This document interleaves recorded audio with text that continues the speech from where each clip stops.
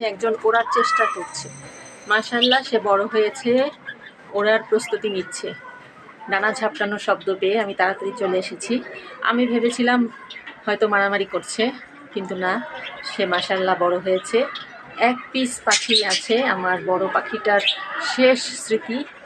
এই এক পিস বাচ্চা আছে, আর সবগুলো মারা গেছে, আমি একটাকেও বাঁচাতে পারিনি।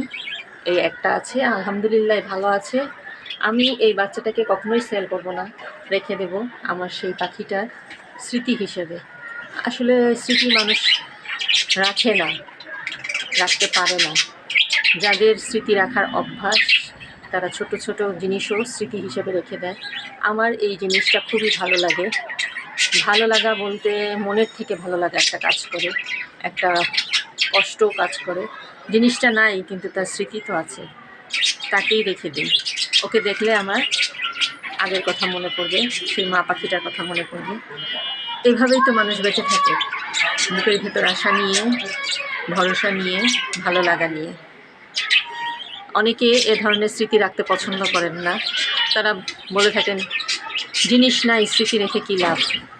জিনিস নাই বলেই আমরা স্মৃতিটা রাখি। স্মৃতি আমাদের জন্য সবসময় থেকে যায়।